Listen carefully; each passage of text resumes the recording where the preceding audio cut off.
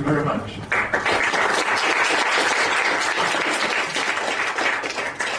So I'm going to talk about refactoring, and I'm going to use PyChart as an example. And this is really going to be a beginner's talk. If you've done a lot of refactoring, I probably don't have a lot to teach you, but there might be some tidbits. So let's jump into things. I'm going to start by talking about some philosophy of refactoring. I'm going to bring up some tips and tricks for beginners, and then I'm going to show off some pretty graphs from PyChart, which is actually a really, really nice library. So the first principle, and here I'm jumping straight into the meat of the refactoring.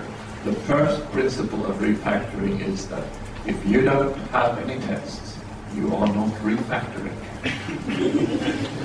You are mucking about in your code and you're inserting new bugs.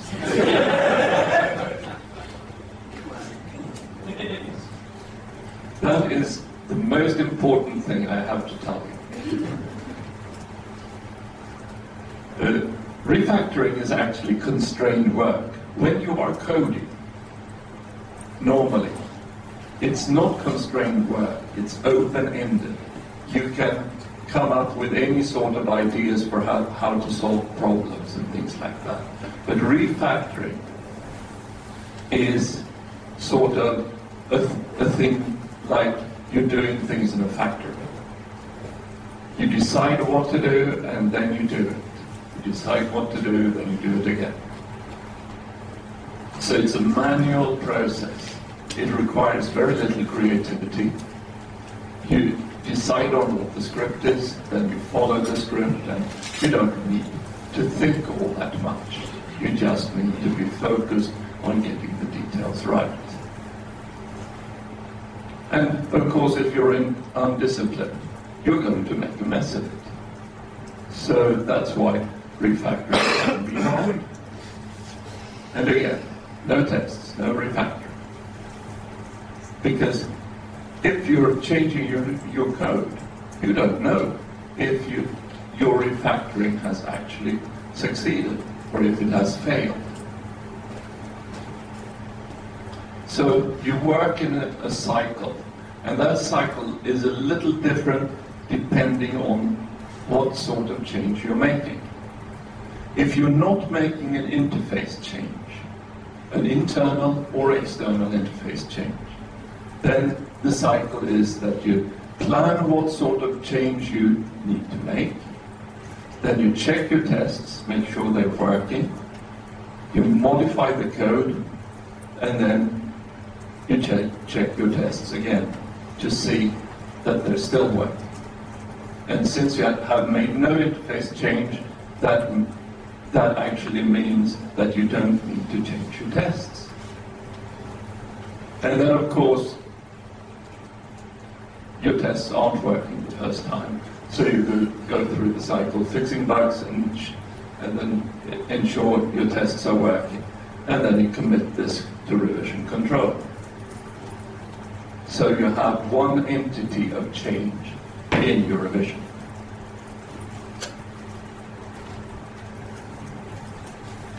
If you're refactoring with an interface change, it becomes a little more complicated. Again, you plan what you want to make in the way of change. You ensure your tests are working. Then you change your tests.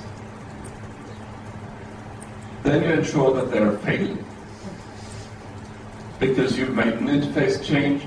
So if they're not failing, then you have a problem with your tests. You know that. So then you modify your code, and then you go through the cycle of ensuring the tests are working again. The sort of refactorings you are doing is not something big and nebulous. It is actually something very, very concrete. And there are a couple of different views on how simple your changes should be. I'm taking a slightly higher level view. I think that you can actually manage to do changes which are not really, really atomic. But for instance, changing names, changing the name of a variable, changing the name of a class or a method, that is a refactor. And names are important, so you should really, really make sure that your names reflect what your program is doing. If it doesn't, it's important to make such a refactor. You can do changes like factoring out some functionality. You have a function which does two different things. Well, then you should separate those things. So you have two functions instead. Sometimes you've gone too far with this. So you have calls to getters and setters or something like that, which you don't really need. So you can do an inlining. Another very common thing is that you've developed your code for quite some time, and it's become a fairly big mess. So what you need to do is to modularize your code. You may need to turn part of the code into a class, or part of the code into a module, a package, or something like that. You may want to move functionality around. You may want to replace an algorithm. You may want to remove global state in order to make code re-entrant and things like that. And there is actually some literature about refactorings. And Martin Fowler is a person who's done quite a lot of this, and he has a list of refactorings which are not quite as high level as the one I've done here. I would say that he's more adapted to the Java world, where there are refactorings you never need to do in Python, because Java is a more primitive language.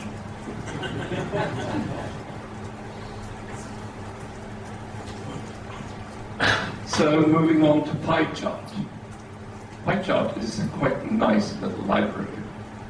It's made for making publishing quality graphs. And when I went around looking at different libraries, this was the one I thought looked nicest and had the simplest user interface, or the simplest API to program against. It hasn't been changed since 2006, so it's probably abandonware. It's quite easy to work with, and it has a big variety of different output formats. So you can get PDFs, SVGs, PostScript, X11, PNG, and a couple of more formats as well. And you can get various sorts of different graphs, which we're going to see examples of later. So why did I want to refactor this? Well, it has a non-Pythonic API. Almost all classes are called capital T.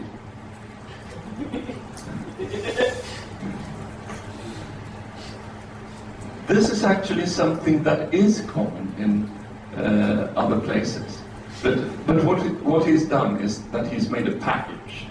So the identification of what things are is actually in the package name.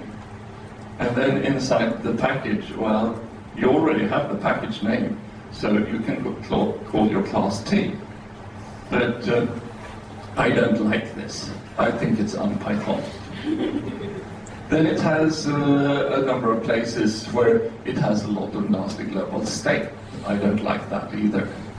And then there are a couple of places where there is a mixing of concern, which we'll see later. So it's easy to work with, but in some places it is not as easy as I would like. For instance, when you have grouped bars in a chart, then you actually have to explicitly tell how many groups you want, and you need to say that, well, this is number 1 of 3 bits of data in each group, and that's not really necessary, so I want to factor that out. Another thing I want to do is to add a new output format. HTML5 is really nice. It has a canvas which you can draw.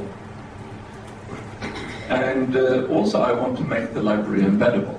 Right now there is a problem because the charts are actually generated as part of the exiting of the Python process.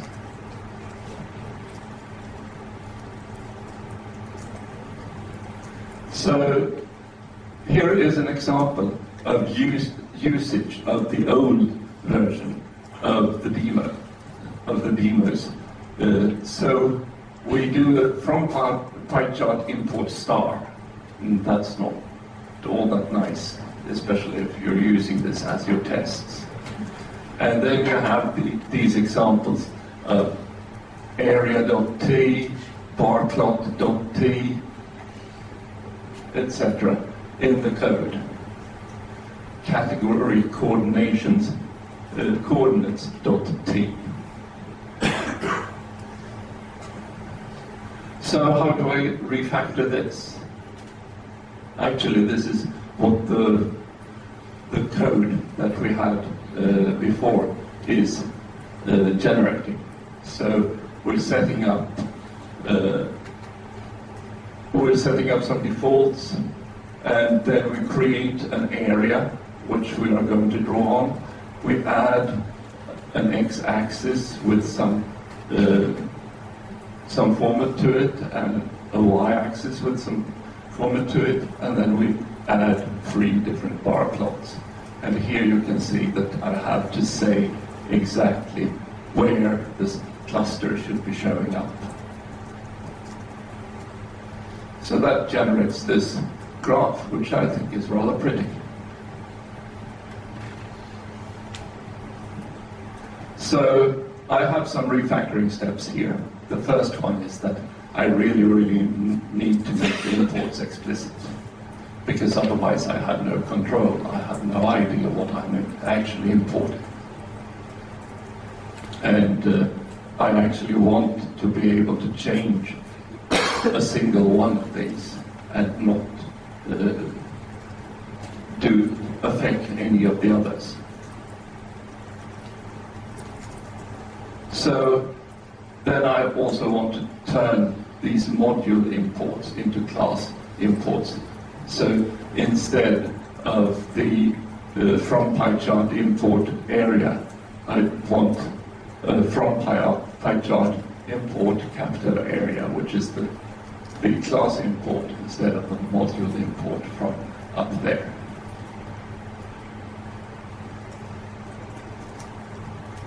And in order to be able to do that, what I need is to take all the classes of the entire package and package them up in a new file called PyChart/PyChart.py, where I do all the imports. So I'm turning my entire package into a single module.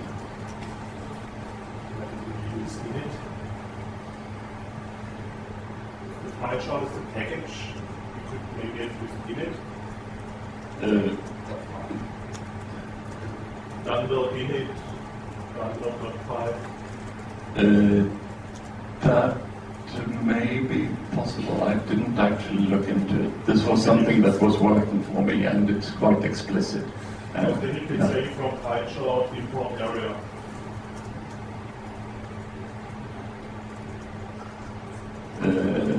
I'm not sure I know exactly how to do that, to be quite honest. So here's another example of types of charts you can draw. And then we're going back to our refactorings. So if we move back to this picture, when you want to fill one of these bars, you can actually specify both color and pattern for it. And that's called a fill style. And we were setting up fill styles in the old version, with going through a number of hoops, having a global under main table in this module, and then having another global called standards, which we were filling in. And this is quite messy code.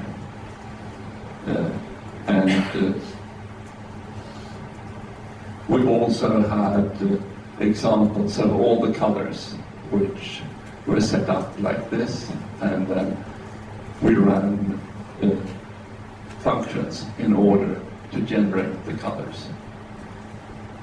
So I think I've made something that was fairly much simpler. So I encapsulated all the colors and generated them in a list comprehension, and then I made the init simpler. I still need the global fills variable, because that is actually exported from the module. So that's where we store all the possible fill colors. So I've gotten rid of quite a lot of the global state that was there just in order to produce the list of colors. Here's another type of diagram that we can do with this package. It's called a rose plot.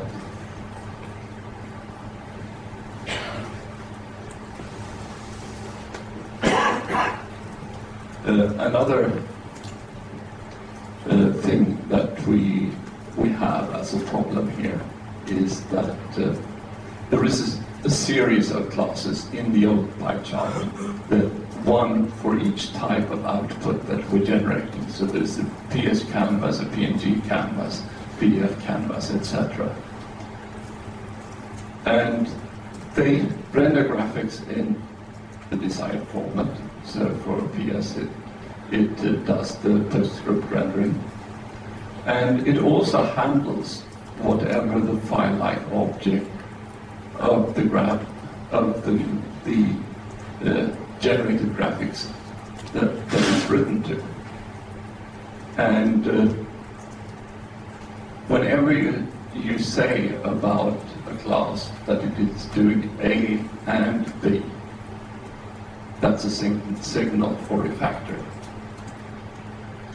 So in the new PyChart, I've refactored out the file handler. So it's now a separate class structure. And I thought I'd go off and show that.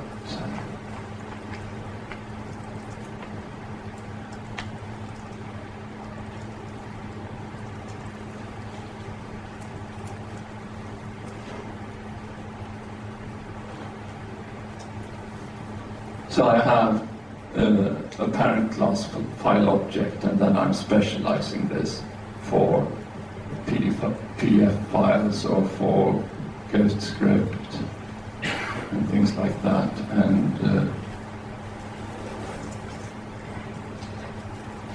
let's see here.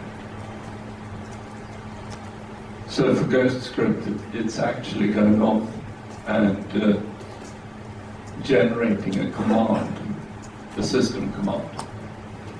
And this was part of the generating class.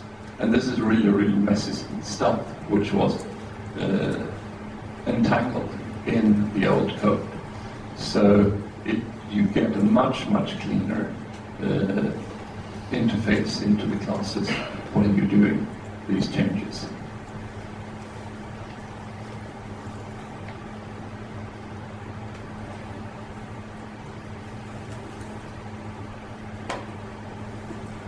Here's another example from the code. You can do quite neat things with zapping, both in the horizontal and in the vertical.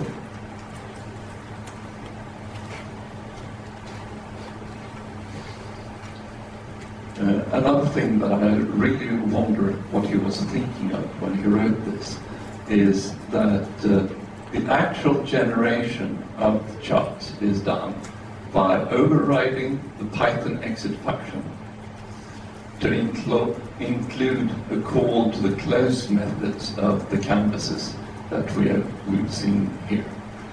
And what this means is that you can't embed this program because you're relying on the actual call of the exit method. And it changes the exit method for you. So this is not very nice at all. I haven't quite figured out exactly how to do this change yet, because this is still work in progress. But it is one of the things that is going to go. And I like the model where you're not really having to explicitly say, and by the way, generate things. But there has to be a nicer way to do this.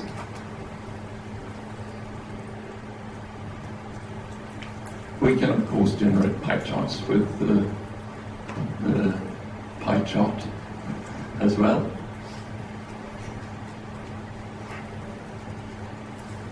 Let's see here. And I should also show why I'm doing all this.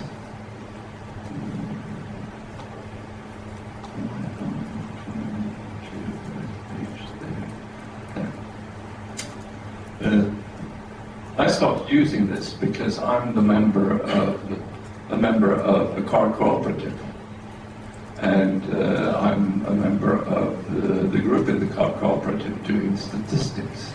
So we're actually keeping tab of how much the cars are being driven all the time, because if they aren't being driven all that much, we can't afford to keep them, so we have to sell the cars.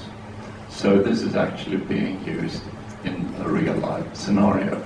So this shows here, rather interesting, that in 2009 we had a downturn in the economy, and that actually shows that people were not driving as much on their vacation as they would be doing otherwise.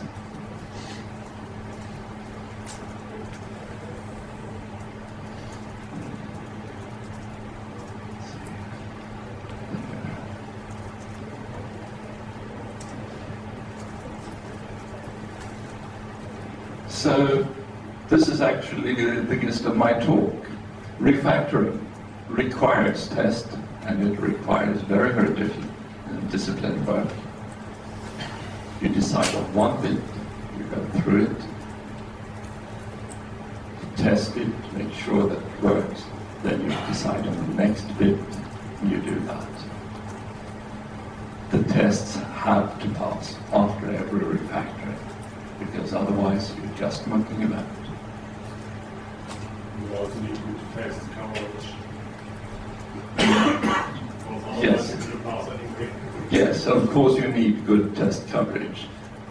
Anything that you are modifying has to be covered by tests. Maybe you use some special tool to make the refactoring, or could you just do it manually? I have actually done all of the refactoring manually. There are tools. I have tried to get them to work, but I have never managed to get tools to work. I think there is room for a really, really good refactoring tool, which actually looks at the entire, your entire source code, probably builds an abstract syntax tree, or maybe a concrete syntax tree of your code, and does the modifications to that. But I don't think there is a tool that actually does that today. And there is room for somebody to build such a tool. I'm not sure what it does internally, but I did use Eclipse with PyDev. And PyDev, I think, internally use bicycle repairman. You can do some stuff with it, maybe not everything, but at least such stuff as global search and replace functionings or whatever. And I think that this worked. But more complex stuff, maybe not so. There is also a problem with global search replace, because you are actually not sure where the name belongs, in which namespace. And that is why you actually should have a syntax tree that where you can actually detect that. But again, there is no such tool, and I would love for there to be one. I read the difference manually after I used the tool, so I checked what it did. Okay. All right, I'm going to open for questions and comments.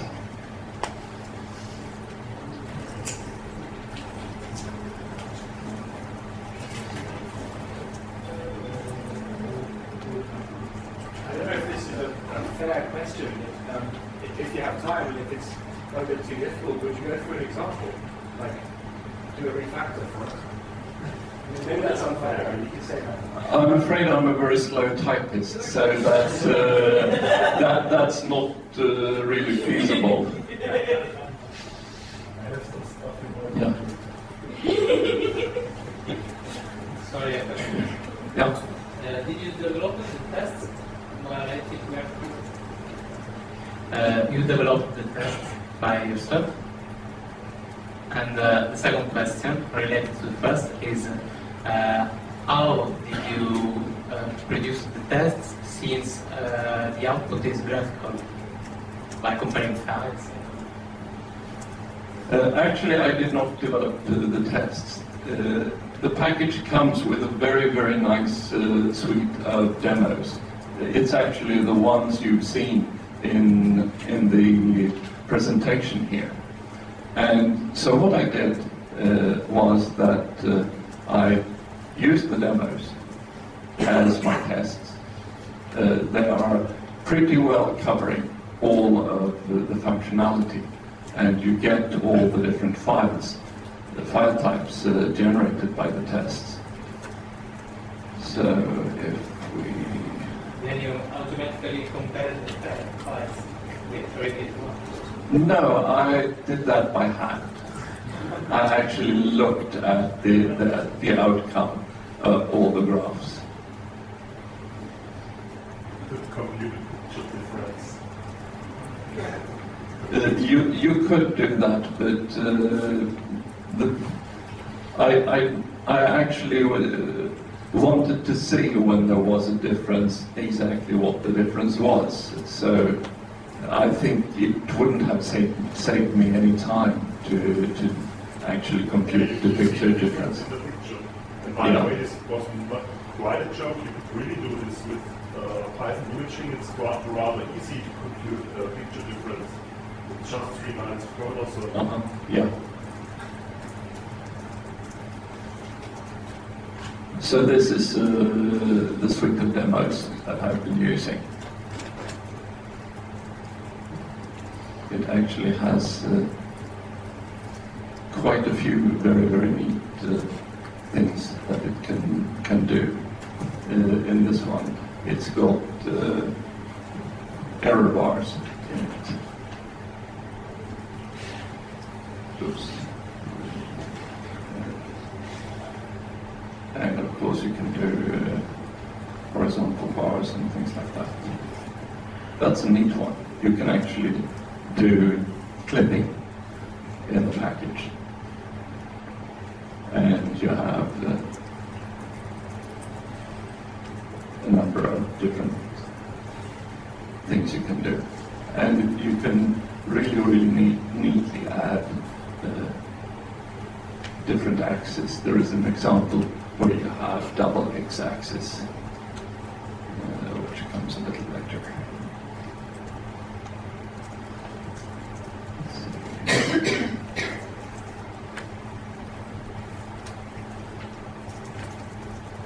We have scatter plots as well, and you can draw bars and diagrams.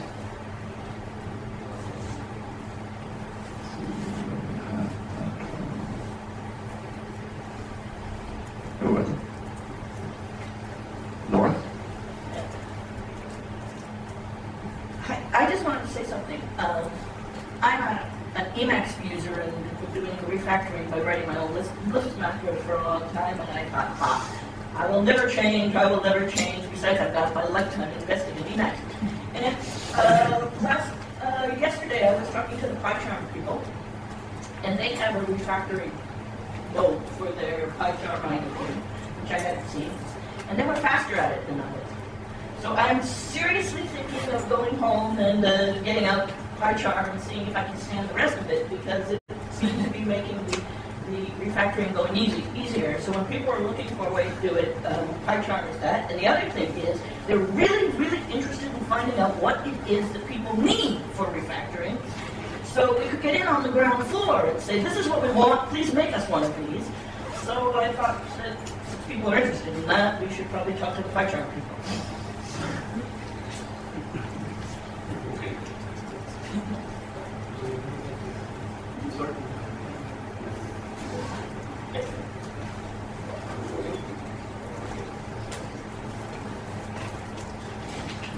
I have a perspective from managing teams of developers, maybe with quite a few developers in. If ever you find yourself in a situation of trying to decide who to ask to do refactoring, it's worth noting from my experience that some people are brilliant at it and love it, and some people not either dislike it and tend to be bad at it. It really is a very, very polarized skill, and it's really worth making sure you've got someone there that's going to like it. Some people thrive on the attention to detail and the sense of closure of statistically making it better. And other people just cannot find any motivation for it at all.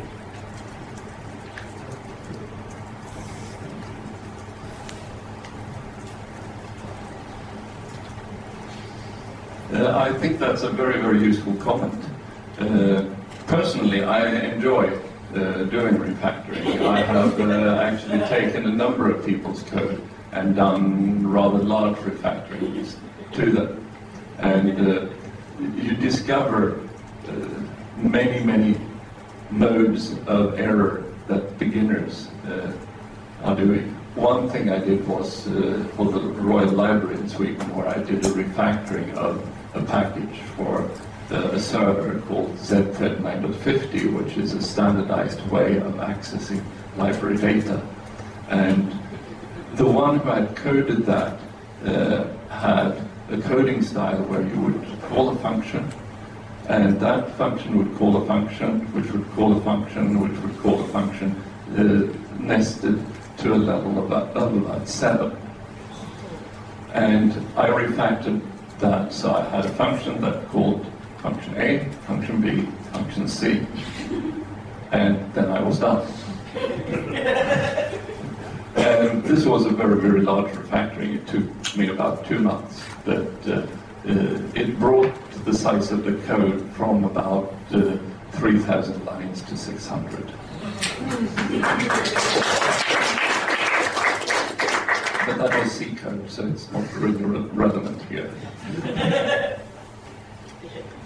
It kind of is. Brian Kernighan wrote that when Brian Kernighan was in the early part of his career, that his company was seriously considering paying people by lines of code. So he refactored, I think it was all. He made it 10 times smaller and said, how much do I owe you? There was actually a time in the late 60s, early 70s when IBM paid their programmers per line of code, and it showed. I think there was almost a tenfold increase in productivity. Yes. Okay, any more? Yeah. From what I understand, the refactoring is not complete of the PyChart. So do you plan on any sprints during the weekend or something like that? I actually haven't planned any sprints, but if there are any people who would be interested in joining, then I would be happy to do hacking on PyChart during the weekend.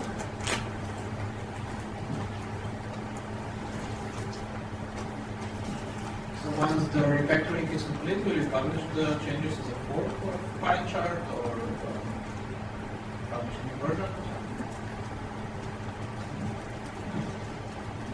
I plan to do some sort of publishing of a new version, and I haven't tried to contact the original author yet. But my guess is that it will be published as PyChart 2. I've discussed with a few people, if we do it for instance, what would be the best and most polite way of doing this.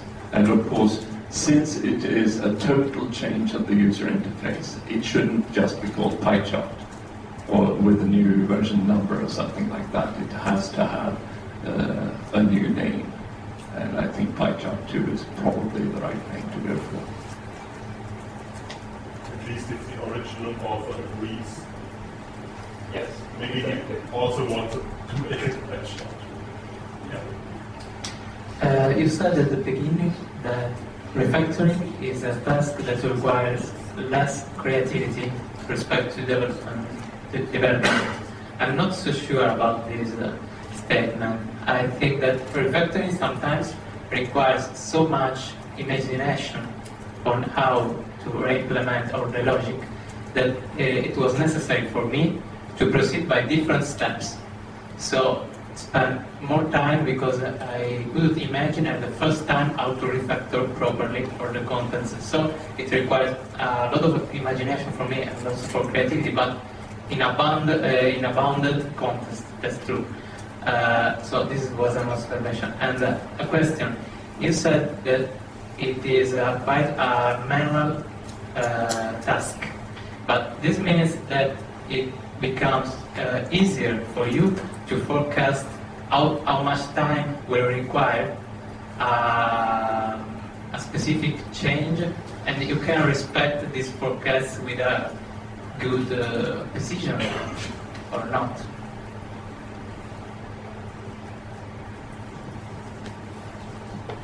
First, I would like to comment on your comment, and that is that you're absolutely right. There is a step which requires creativity, and that is the step where you're deciding what refactoring to do, because that requires you to imagine what the code will look like after you make a change. So you have to sort of imagine different scenarios. If I do this change, what will the code overall look like? You're not imagining specifics, but you're imagining what the structure will be, and will it be smaller, will it be neater, etc.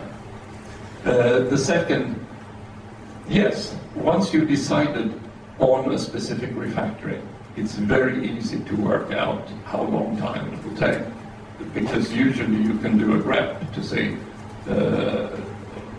see the places you need to change.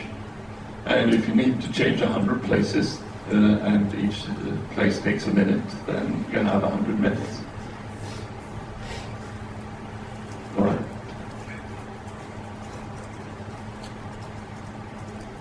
That just reminded me of something. I guess 30 years ago, I was teaching at the University of Toronto, teaching undergraduates.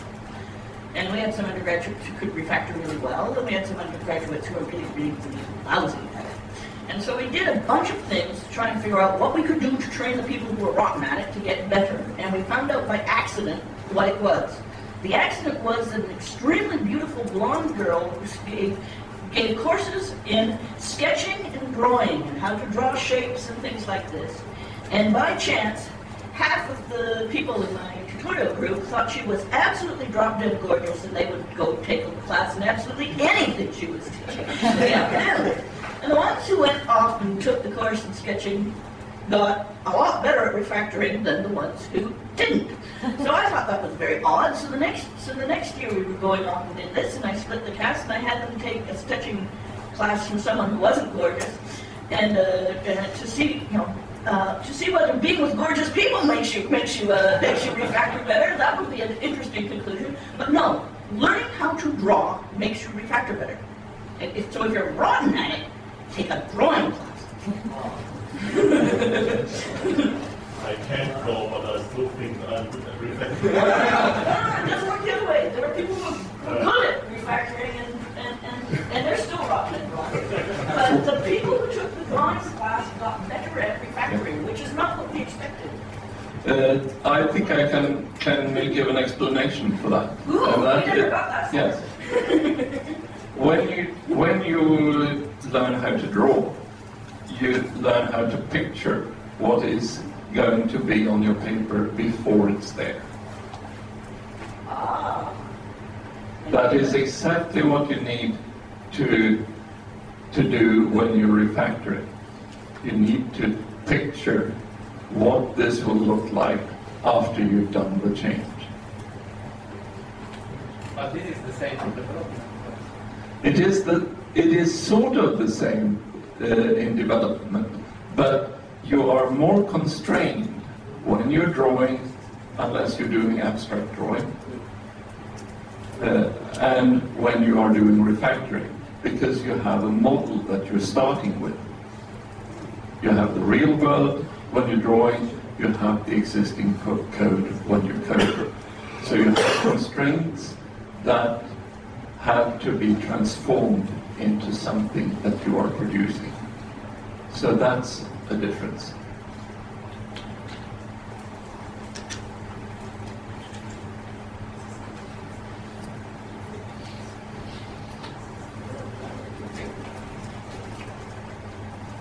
That seems to be it.